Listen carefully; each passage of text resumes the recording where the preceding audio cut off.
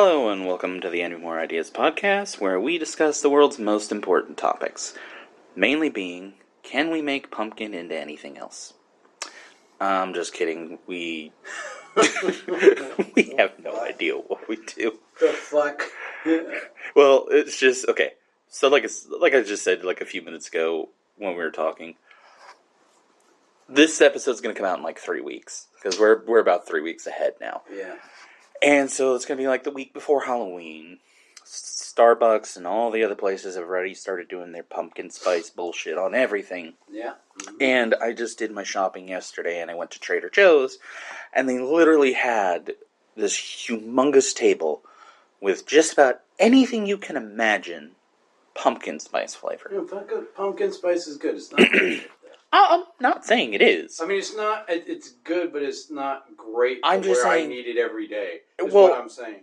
I don't need it every day, but I also don't need it in everything. Yeah. Like, there's pumpkin spice cookies. Sure, it makes sense. Great.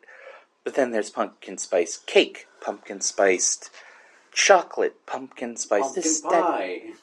Well, I mean... Yeah, it is pumpkin spice anyway. You have to have that in there. But, I mean, just in general. I mean, this is not a huge just, like, this rip on pumpkin spice. Like, everybody rips on pumpkin spice. I'm not even really ripping on it.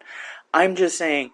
Every year, I see more and more and more shit that has pumpkin in it that doesn't need pumpkin in it. Yeah, I don't know, man. Not to mention, after Thanksgiving, you will see that shit on the clearance rack for the next 5 months because no one's going to want it after that.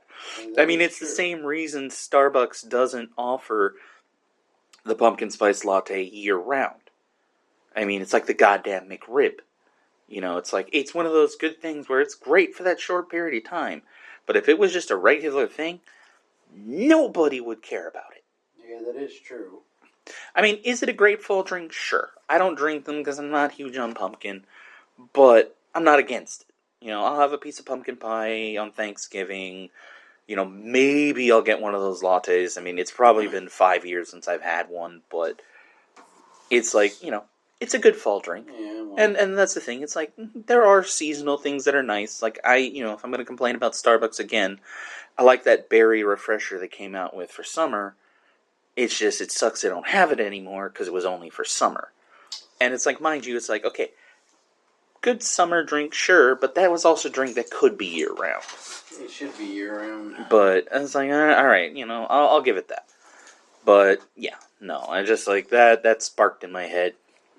That there is just too much pumpkin stuff. I mean, I can't even think of it now because I just like try and push it out of my head. But I mean, if I go there next week, I'll probably like take a list down so I can complain about it some more.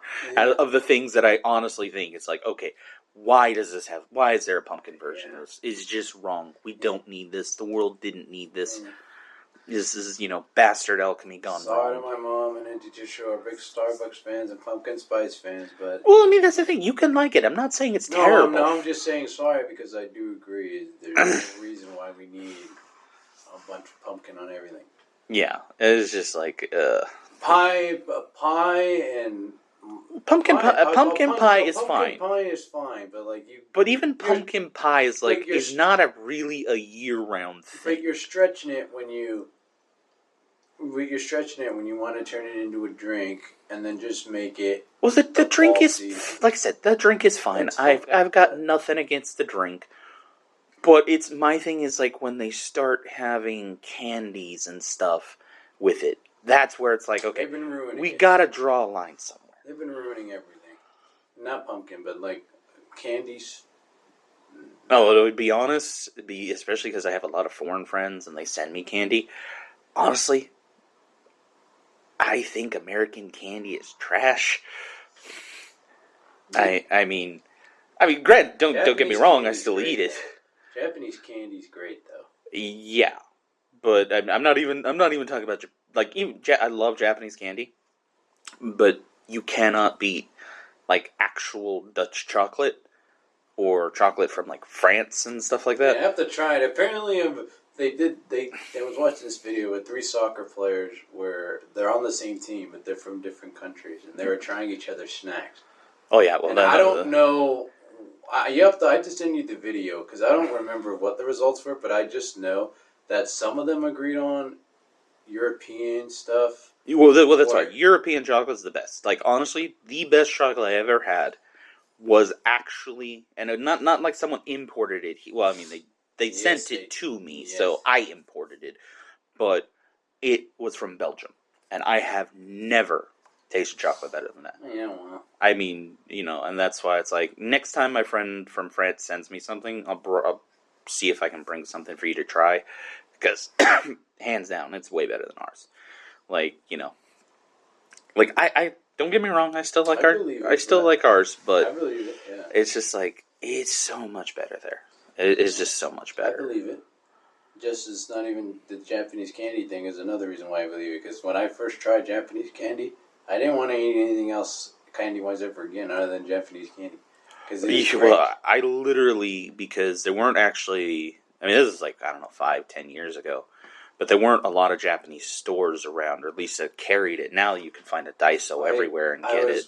I was with a buddy of mine. This was in middle school when I first tried it. He went to Japan and actually got some candy. It was so good that he brought it back. He brought a shitload of it back. Like he went to a store, whatever, bought the candy and brought it back. And he was like, "Dude, I need you to try this shit." Oh yeah, I was like, "What is this?" He's like, "It's Japanese candy." Yeah, well that's why it's like in high school, so we're talking like 20 years ago. I had started like a pen pal thing with quite a few people, and I still have contact with a couple of them. They send me stuff sometimes, but like they send me stuff, and it's like, yeah, no, I mean, like me, I'm not like I don't really like hard candy. Like I like Jolly Ranchers when I was in middle school and whatever. I don't like Jolly Ranchers like that no more. I like the soft. Yeah, well, no, that's why it's like, well, I don't know. I hate gum. I don't know. I still don't like gummy candy. I've never like I used to like it as a kid, but I don't like it anymore. No, I don't like. I don't like. Like what? Believe it or not, my friend had a Haribo gummy in his backpack, and he was like, "This was yesterday when I was playing my baseball game." He was like, "I'm pretty sure because I'm pretty big, so they'll make some jokes and be like, oh yeah, he'll eat it." But then I was like, actually, I hate Haribo only because it's a good gummy bear. I just hate how hard it is. A gummy bear is supposed to be soft, not supposed to be that hard. But it's not supposed to be super soft, but it's not supposed to be super hard either. It's supposed to be in the middle. Yeah, that's true. I think the Jelly Belly ones are softer, but I do think the Haribo ones taste better. But when I do eat them, I don't chew them. Because that's the thing I don't like about gummy candy. And that's because, like, I mean, I have bad teeth. Gummy worms is the best gummy candy. I used to love... I used to love gummy worms. I used to love the sour ones. Now, as an adult, I hate sour. Like, I can't eat sour anything. Bro, gummy worms fucking the greatest. Well, my fiance eats them all the time. The little Sour Punch straws. I never liked Sour Punch. That was always, like, too sour shit. for me. Extreme. Yeah, no, like that, Warheads, that was never my thing. I actually hated I hated the lemon Warheads. I hated those. I liked the red one, and I think they had a blue one, which was blue. Oh, they had more than that. But those are the only ones I would get. I would never get. If somebody gave me a lemon, I would just throw it. And they were like, "Why? You could have just told me you didn't want it." I was like, "Well, first of all, the fact that you think that a lemon is a good flavor in a Warhead that's gonna pop in your mouth anyway, stinks." See, I'm surprised. I'm surprised. That actually surprised me. I would have thought you would have liked those. I do, but I don't like the lemon. No, but even the lemon, like I assumed you like lemon. I tried it for the first time. Like, okay, I like lemon chips. I like chili limon sunflower seeds. I like a bunch of things that have lemon in it. But one thing I will not like, and will refuse to ever like, is fucking Warheads, the lemon flavor. I hate those. Because one, the Warheads pop in your mouth. Yeah. But two, the first part of it is fucking tasting the lemon. And then when it pops, it sucks. All of it sucks to me. Like I said, I've never liked them to begin with. I used to love like the sour gummy worms, but honestly, anymore I can't. Airheads too. I can't eat shit that's sour. I liked Airheads. They're not sour, but I do hate how hard they are. Well, that's why it's like honestly, like gummy candy, I really don't eat it much, and anything sour, I don't, because that's even like Jolly Ranchers to me are too sour now. And I used to love that about them, but I don't know. I can't do it anymore. Yeah, no. But the hard candies that my friends from Japan would send me, best, because they like use real sugar. They were super sweet. You know, the first time I got some like Halloween candy from a friend of mine, the first time that anyone had sent me anything from there. And, oh man, to this day, I wish I could still get my hands on those. Because they were just, like, the best. Yeah, I haven't talked to this friend in a very long time, probably since we graduated middle school. But that was, like, yesterday for you. Whatever you say. To me, it feels like ages ago. I would want to see if he still eats Japanese candy. Probably. Or if he's been to Japan recently. Well, I mean, I would say probably the candy, because, like I said, I mean, back in the day, like when I graduated high school, it was like 2005, 2006, we used to drive from where I lived in LA to Santa Monica because there was this little grocery store called Nijiya. There's a couple of them. They're still around. There's still a couple of them. Never heard of They don't have them out here. They have one, I think it's in City of Industry, I think at Torrance, and then I believe the one in Santa Monica is still there. But it's like an actual Japanese grocery store. And I used to drive all the way over there to get my stuff, like to buy ramen or to candy or just other stuff. I mean, we'd just go there, we'd spend like an hour inside, and I don't know, we'd drop like $70, $80 on snacks and just drive home. Yeah. You know, and have for the like next week. And then unlike some other stores started carrying some stuff, but now Daiso, they're everywhere. And I mean, granted, it's not a huge selection, but their selection's good enough. They have the kind of bog standard ones that most people like the chocolates or some of the gummy ones, and then the flavors, the chips. I love that they have the ramen because that makes it so easy to get. I love that. That's so good on a hot day. Especially I always get the one in the glass where you have to pop the marble down. Yeah. I'm always afraid I'm going to bust it through my hands, but Nah. It's good. Going by the way you look, I don't think you've ever opened one of those, have you? No, but I could just tell. Okay, well, basically what it is it's a glass bottle. No? Kind of like a Coke bottle. Not a, it looks different, and there's a reason the top is, like, weird. But the thing is, the way they seal the bottle is with this glass marble, and it's a glass bottle. Yeah. But in the cap that you pull off, it's got, like, a plunger. So you have to, you flip it over, you put it in, and then you got to push down to pop the marble out. Thing is sometimes it's easy, sometimes it's hard. When it's hard, you're, like, really pushing down, and it's like, you're pushing down on a glass bottle. So essentially, if anything goes wrong, like if the bottle is maybe made wrong, yeah, I've never heard of this happening, and who knows, it probably has. But it's basically, you could shish kebab your hand with a glass bottle if you push it down too hard or whatnot. Yeah, you'll be alright. So, that's the one thing I don't like. You'll be okay. Most of what we get is a huge piece of glass through the middle of my hand when I'm trying to become an artist for a living. Believe me, my hands are the last thing I want. I don't even work on my cars the way I used to anymore because I'm afraid of busting my fingers. Cars, you kind of need two hands, but I mean, I think you're only going to use, as long as you use your left hand, you'll be alright. I use both hands when I draw. Well, that sucks to suck. No, that's what I'm saying. I try to be very careful with my hands because my hands are now part of my money-making tools. Yeah. It's just like I've even started doing like stretches with them. Yeah, they can't see it, but this stretches. the good one. You're supposed to pull your fingers all the way back. Yeah, I know. I can't do it anymore. I used to be able to. Well, what's odd is I can't with the main hand I use the most. I can't do it that far, but like with this hand, I can almost get them halfway back. Yeah. That's kind of my weird thing. See, I learned that in baseball. The what? I learned that in baseball. Oh. These. Yeah, well, I mean, yeah, you gotta, well, any kind of athletic thing you have to stretch. Yeah, it's true. But, yeah. I mean, candy, that was a pretty good start with the candy. He started off with the pumpkin, which was pretty good. I was not expecting that, to be honest. But it worked quite well. Well, I kind of threw you off with next week's intro. I'm gonna do that. Well, next week's gonna be like the Halloween episode, so I have it'll be coming out on Halloween, and the day it comes out, it'll be the day before Halloween anyway.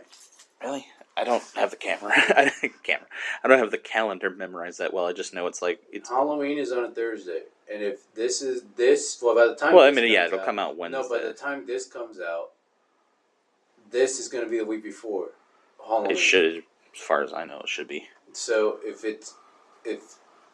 the next week, which would be... Yeah, the next week would be Halloween. But the next week would be Halloween, but the Halloween is on Thursday. So the next week's episode would drop then. Yeah. But I say next week's episode, but the next time you record, that will drop then. Hopefully, we don't know.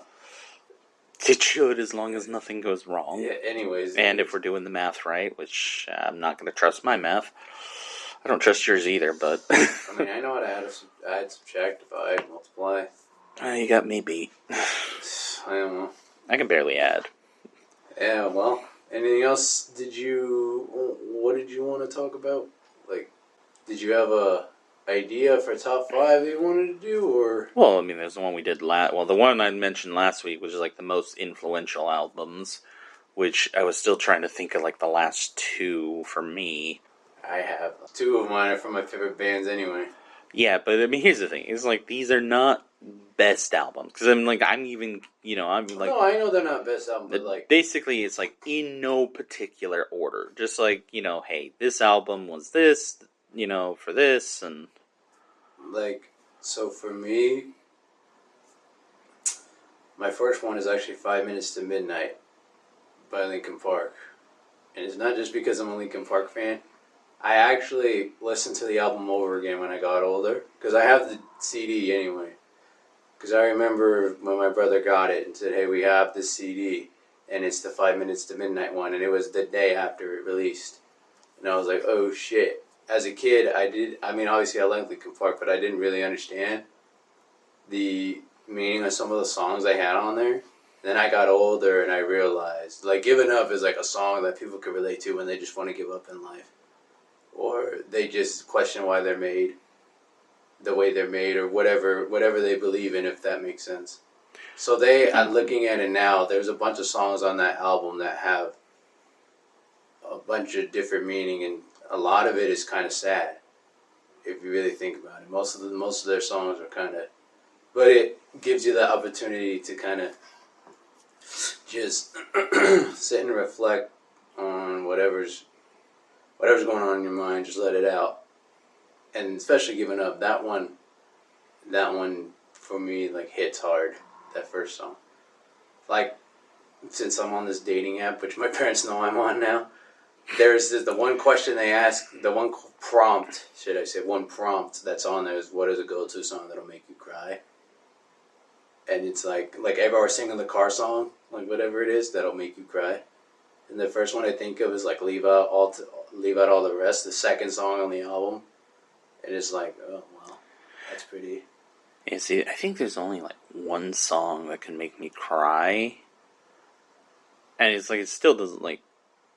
I don't mean cry like full on in tears. No, but like bring tears to your eyes. I mean, no, I get that. No, but it's like, I can only think of one song like that for me. And that's Gone Away by The Offspring. Oh, yeah. That's like the only one that I can think of. I've heard like all 3 or all 4 versions that there are of that song. Oh, there's more than that. Because there's multiple. There's a piano. There's a bunch of different... There's a couple of piano versions, which I actually really like one that Dexter had done with, what's her name? I have to look it up. It's on YouTube. That one I wish they would have done a studio version for, because that one I thought was really good. There's a couple of covers that I really don't like, and then there's obviously the original, and then I've seen them live. I don't know, 6, 7 times. There's a bunch. And I've seen that's the thing. I've seen him play it both ways. I've seen him play it normally, and I've seen just the piano version live. So, there's that song that the Anaheim Ducks use when they score a goal. It's called the Bro Hymn. Oh, Pennywise? Yeah, Pennywise. There's a lot of sports teams that use that as their but goal. But that one, kind of because you listen to the song. Oh, I mean, believe me, I know the song. I mean, hell, if you want to know the even sadder part is that the guy they're talking about's brother actually sings on the song too. I didn't know that. Yeah, like when I think it's in the second verse or something. When it's not the actual main singer. Yeah. That's actually the guy's brother. Oh. Because even in one verse, because that's another one that has so many versions. There's a version where he even says Jason, my brother. Yeah. This one's for you. It's like that. That's actually his brother singing. Oh. I think his brother goes with them on tour all the time. Oh, but the main singer's brother? Or No, the guy who died. I think he was a guitar player. In the band? Yeah. Oh, in Pennywise? Yeah. Oh. Yeah, and that's why it's because actually I think that song originally wasn't even about him. They had written it, I think, before. I could be wrong. I could be remembering so, it yeah, wrong. Yeah. But it ended up they ended up using it basically. Yeah, it's about him now. Yeah. So my second influential album is 1X by 3 Days Grace. Very emo. Yeah, it's not an insult, believe me. I mean, I love 3 Days Grace. I mean, there is no insult. I would say if I had an influential song from them, it would be Home. Yeah. It's kind of funny. It's first time I ever heard that song was on the sample disc you got when you bought the PSP. The original one, it came on there, the music video for it. Yeah. Which I think I still have that. And it's that was the first time I had heard that. And what's crazy about that album is when you say influential, that's the other thing, is 1X has different, as you know, it has different types of emotions in all the songs. Because there's one, Never Too Late is a 1-2 that could make you cry right now, because it talks about how you could give up, but you shouldn't give up in a sense, and you just know that it's never too late to do anything that you want to do, because your time is very limited, so you might as well just use it the best you can. And then there's a couple songs before that you hear Animal I've Become, and then you're like, what the fuck? And then you hear Riot, those songs. And the last song is We Are, I think. I know it's We Are the Ones. I think it's called 1X too. Yeah. But it's We Are the Ones, like that. Yeah. Well, see, also, when I said influential, I didn't mean every song has to mean something. Just that album in general. No, but that album in general. I didn't... No, I'm stating that because, believe me, your reasons to go much deeper than mine.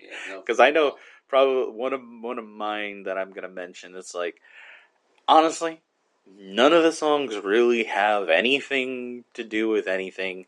It's just an album that really shaped who I am. But also, Animal I've Become and Riot are both in SmackDown vs. Raw 2007. So. I'm trying to think. I think also Animal I Had Become, I think that also ended up, the music video for that also ended up on another PSP demo disc. Because I think that might have come with, because I know there was 2 different demo discs, because the one original was Home, and that one was with the very first system. Yeah. Because, as a matter of fact, to get that, you had to buy the deluxe one that came with the case and everything. Because they had the 2 versions of it. Yeah, Home, yeah. And then, I don't remember what model they released later on that still came with a demo disc. But it had, I believe, Animal I Become on it. Yeah. Or maybe it was another 3 Days Grace song. I might be remembering that wrong. But I'm pretty sure that one was also on one of those. And that's also why I know that one so well. Anyway. Yeah, third one, Hybrid Theory. That's the first one. That's like the albums of all albums that got me into it. In a sense. Yeah. So fourth one is actually one of those ones where it's like people probably would be like, "What the fuck?" But also because how, like, young I am for this for kind of like that type of music, but it's Abraxas or something like that by Santana. I think it's Abraxas, or I don't know how to say it. Honestly, I don't know. I don't know how to say it, but that's like I think that was one of Santana's first albums. But when I go back and listen to it, I always like think like, God damn, like this is where he started. This is where it all began. And it's one of my other favorite artists that I grew to love his music because of not even that album, but a lot of albums, and I credit my dad for that. And then another one would be the last one, because that was 4, that Axis one. The last one would be, this one's kind of tough because there's a lot of them. But just like, which one do you think like meant the most, or? Because that's where, believe me, I'm at 3 and 4 and 5 are kind of like, well, which one's actually? I kind of have the 4. That one's one of them you'll give me shit for. No, I mean, if it's Nickelback, then I'll give you shit for it. That's what I'm saying. One of them is them. No, I mean, one of them is One More Light.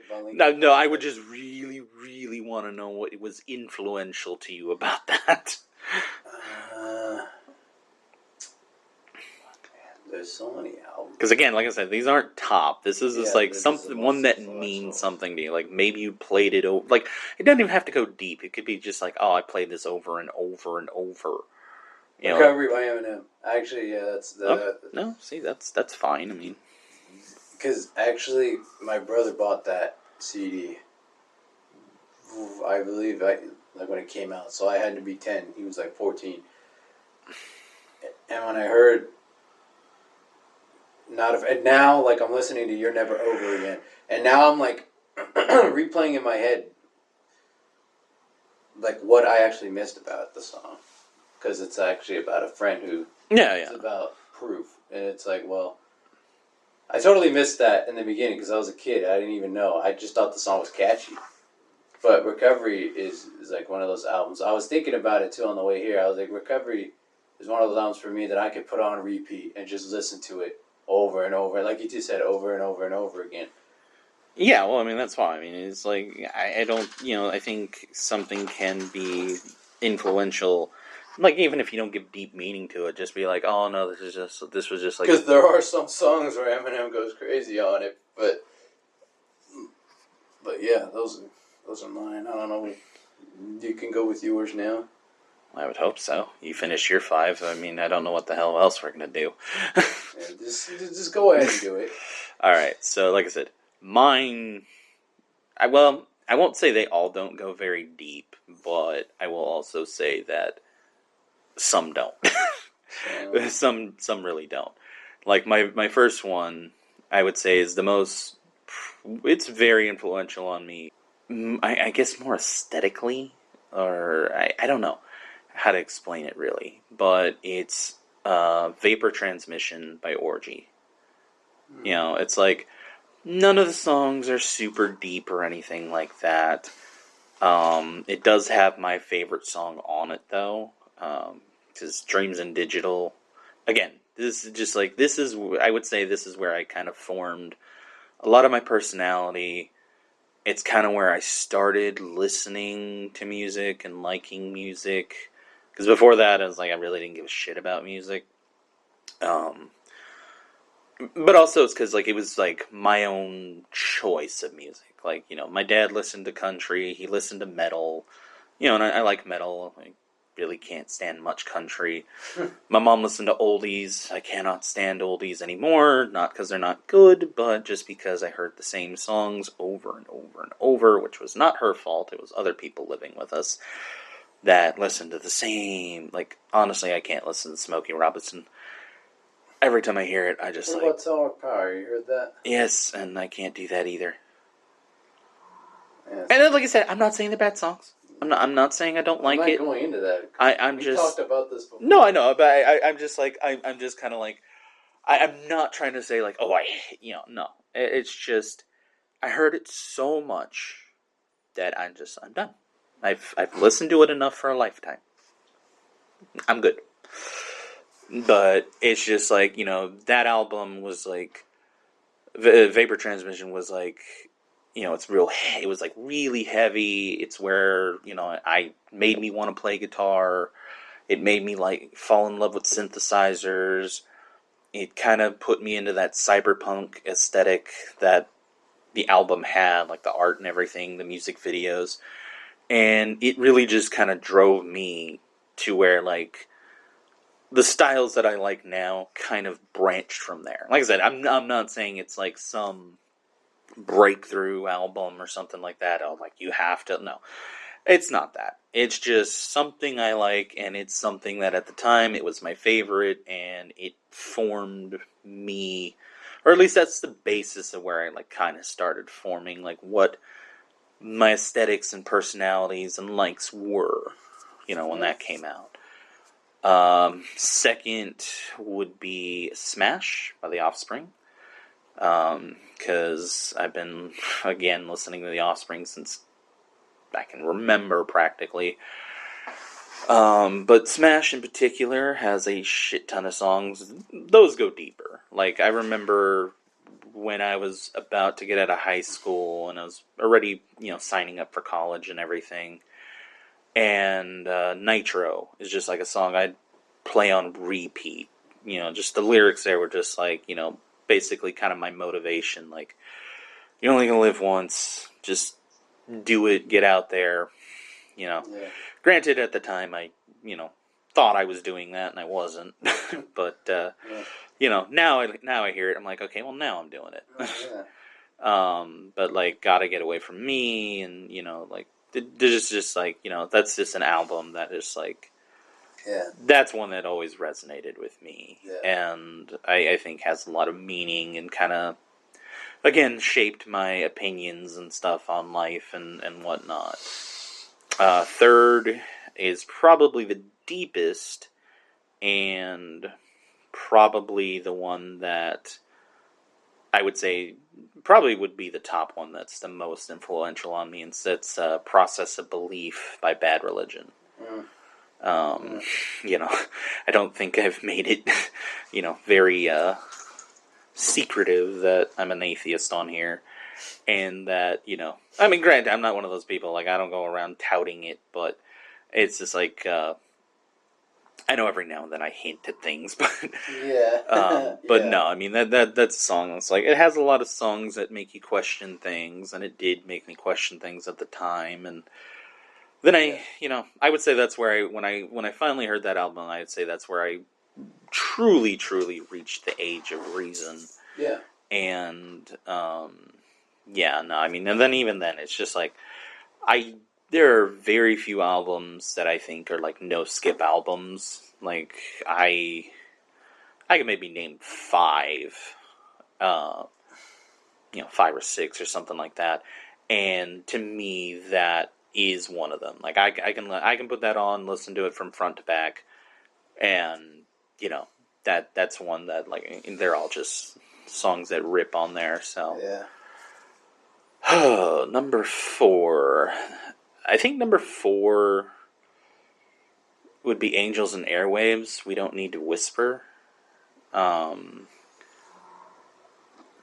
Again, songs aren't too deep, but that album came out at a time where, like, I was already listening to music, and I had music I liked, but I was still young and stupid, where it was just kind of like, I liked one type of music, and it was like, if it's not this, then, But I started listening to this one after I came back from Japan, where I met my friend, Tom, and he was really into music too. Well, he's really into music, and he had a much wider variety of music than I did at the time, and it kind of, when I spent time with him, I kind of grew to appreciate things a bit more, and I would say that was one of those albums that like kind of helped drive me into.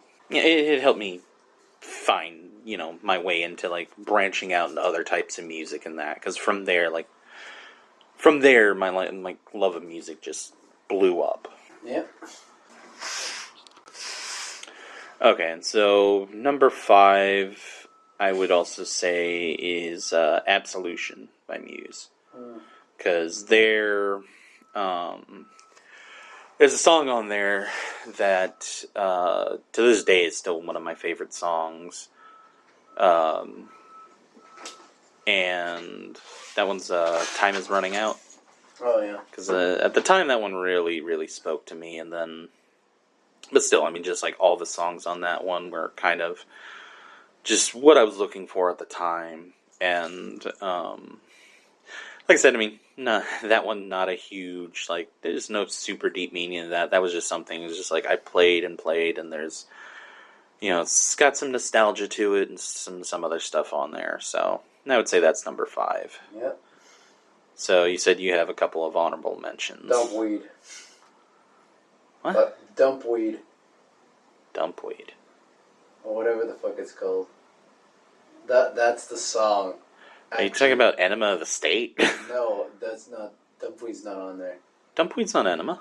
Is it? Yeah, it's like the opening I song. thought it was Dude Ranch that was on Dumpweed. No. Okay, well, yeah. Damn, it's on Dude Ranch, but no, Enema of the State, it pretty much starts with Dumpweed. Yeah, that's another album I could listen to front to back. Oh yeah, no, Enema of the State is That, to me that's like I had a song on there, I just forgot the album. To me that is the number 1 no skip album. Like I can like Wendy Clear's okay, but I still really like that song. But Wendy Clear is a good song. The party song is the one that I'm kind of like And but then the other one is I think it's Morning View by Incubus. I have to look that up, but I'm pretty sure the album is called Morning View. Oh, yeah, no, but Dumpweed's on Enema of the State. I got the song right. Oh yeah, you got the song right, but I'm like, that's not. Yeah, it is called Morning View, and they remastered it, but it sounds completely different from. I never liked remasters, like of anything. But most remasters don't sound like that different. Like this sounds completely. Yeah, well, they probably re-recorded it. Yeah, they did. Yeah, because Morning View, like all the songs sound way different than it did when it came out. No, I know. But Incubus is one of those bands where, like, "Wish You Were Here" is like one of those songs. Like when I think about somebody, like how Pink Floyd is like has "Wish You Were Here." My brother said like one of his songs that makes him think of somebody that he wishes was here was the Incubus song from there. But Incubus, like, I know that's another album I could listen to it front to back and not skip any song because I just like it. Excuse me, I just like it that much. Yeah, see, I don't know. I never really could get into, I never really could get into Incubus. Like, I never really liked it. Like them. You don't like that? No, I mean, I never really was like, I don't know. I just never got the and appeal. And the last one is "The Battle of Los Angeles" by Rage Against the Machine. That's my last honorable. The album or yeah. Oh, I guess that one. Yeah, I guess I could put that one too, especially. Just testify. Yeah, because wasn't Guerrilla Radio's on that one, right? Mm-hmm. It's the second song. Yeah, so that's why I was like, yeah, that would have been Tony Hawk 2, and yeah, that still would have been my, formative years. Yeah. Yeah. I mean, yeah. Don't get me wrong. Like their other album that has "Killing" on it. Killing in the Name of. Yeah. And Bomb Track and like songs like that. It's like that. I like that album, but I like the Battle of Los Angeles more because also "Sleep Now in the Fire" has that one part that Tom does. with his guitar. I'm just like, fuck, that's a great bridge. Like just hearing that. No, yeah, I get that. I guess I do have an honorable mention. Would be Garbage version 2.0. Trick is to keep breathing. Think I'm paranoid. Yeah. I mean, both great songs. Push It is on there, which is actually my favorite song by them. I really like that one. And yeah, no, that's some good top fives, some good honorable mentions. Yeah. I mean, did you have anything else in mind? Well, I mean, I have some other notes about, some little things, like I'd like to complain about Vans eventually. Dude, I'm honestly with you on that, though. Well, here's the thing, is like, my thing about it is just, like, I love Vans. I pretty much stopped buying, like, I pretty much became a person where I was like, I'm just going to buy one type of shoe from one type of place because I have a size 13 foot, and it's so hard to find shoes that are comfortable. But, and Vans were always comfortable. And then I always like the styles. Like, the old school has been my, like, standard shoe forever. Yeah, no, and the thing is I am gonna go out on a limb and say this. My generation did ruin Vans because Vans was one of those things that I felt like should have just been kept where it was and not into our hands. And the only reason why Vans got popular is because of that fucking damn Daniel meme that came out. Mm-hmm. For my generation, because the way I was looking at it, I was like this.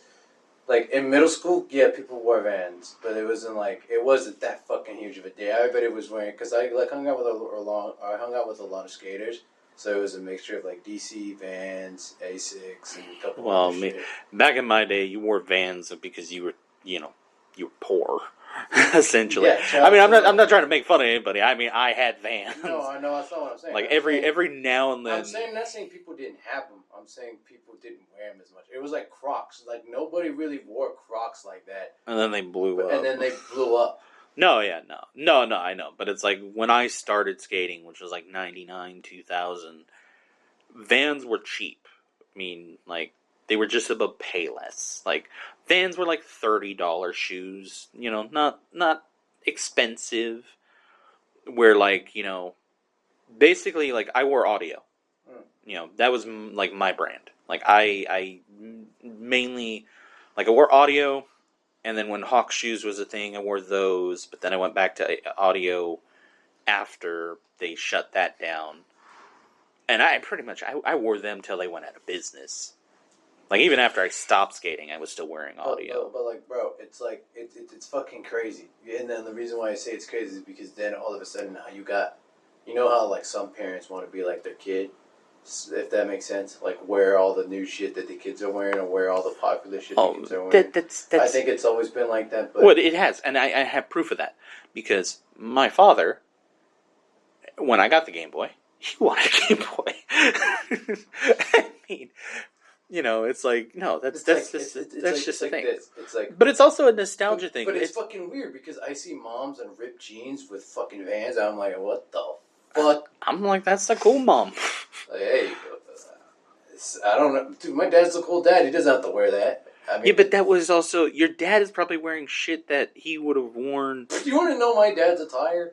Like, literally, Well, I imagine some kind of sports shirt, jeans, whatever shoes he can find. Yeah. I got my dad, and I will give you two versions. I'll give you the casual, and I'll give you the. He goes out in the same shit anyway, so the casual, whatever. So, he has what we call the all black, where he wears a black visor, black sunglasses, black shirt, black undershirt, mind you, black shirt. I don't know what under there, I'm not going to say, but shorts, obviously, black shorts, black ankle socks, and black sandals. That's if he has to go somewhere quick and just wants to get in now. Now, his casual attire. One thing that does not change is the visor and the glasses. They may be different colors, but he still has to wear a visor. Now, he also has these Nike shoes that he wears a lot, which was more like his coaching shoes for baseball. Those are the shoes he wears just like, fuck it, whatever. Those are the shoes he wears. Now, he also wears these shorts that have like a fucking, like cargos, kind of. They have like a shitload of pockets in them. Yeah, cargos. Cargos. Yeah, like cargos. He wears cargos, or he has those patterned little, like kind of like Dickies, but they're not Dickies, but I don't know what they're called, like the type of short it's called, but it's like, I don't know what type of short it's called. I don't. Like, I'm trying to figure out.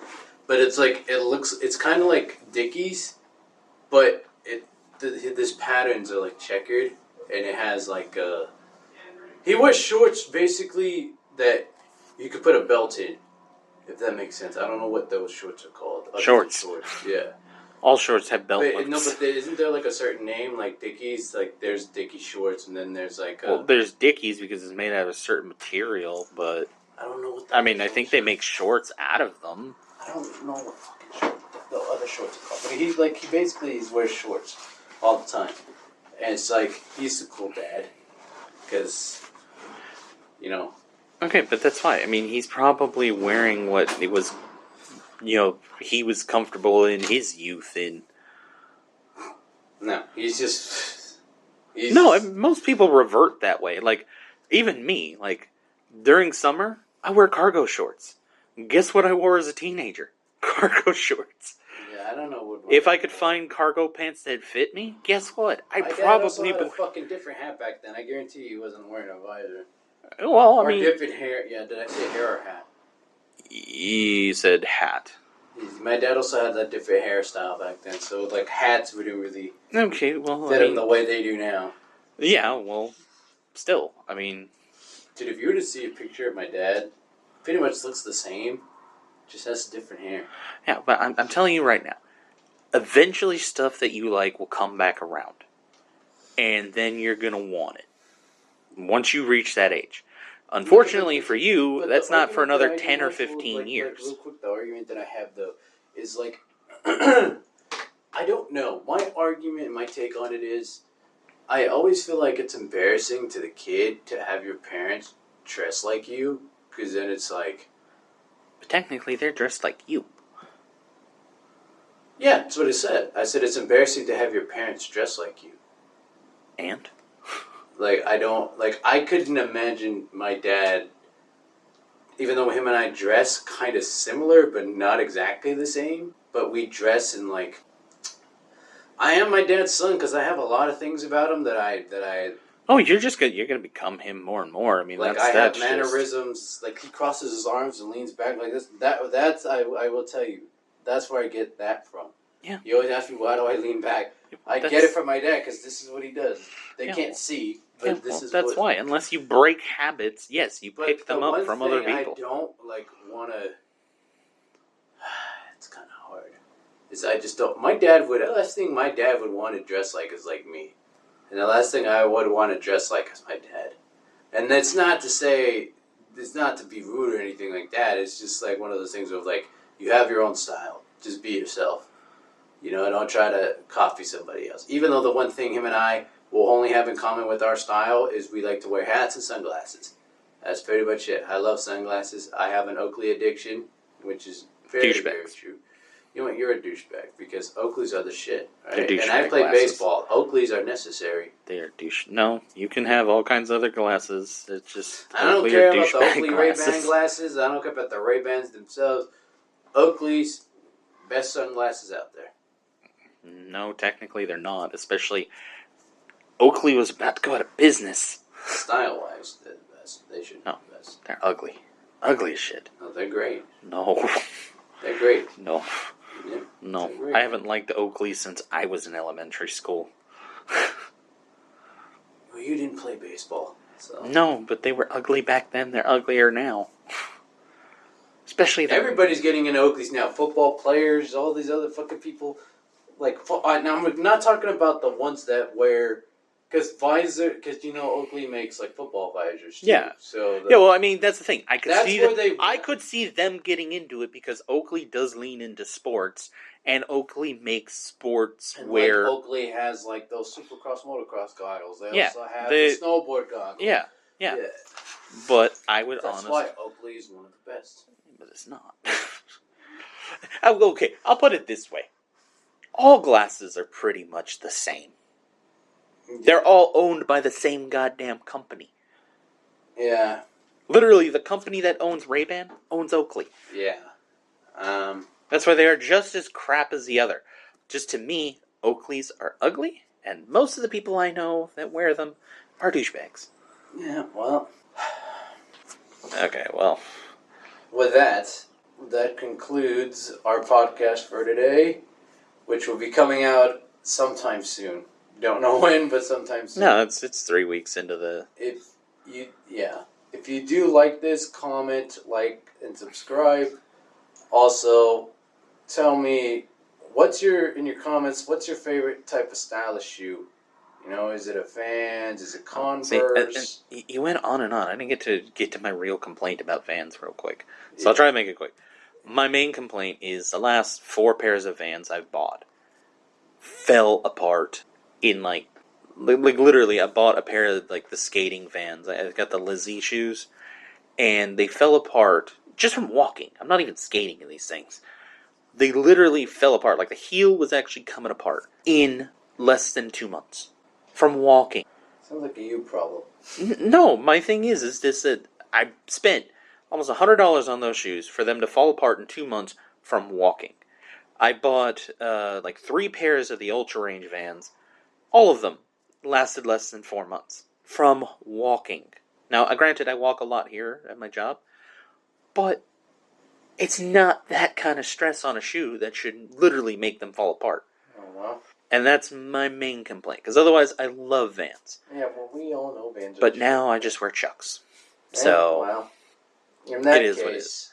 Alright, so we're going to wrap this up, because we got to go, and someone here just like... So like, subscribe, leave some comments down below, tell us anything you want us to talk about, anything you like what we're doing, things you hate that we're doing, if you hate Anthony, if you hate Tim, yeah, the just normal let us stuff. know. Yeah. So like, comment, subscribe, hit the bell, stars, whatever there is. I mean, there's so hit the much shit out notification there. bell. Yes. Yeah, because that's a lot easier to let you find it rather than me having to keep posting everything everywhere.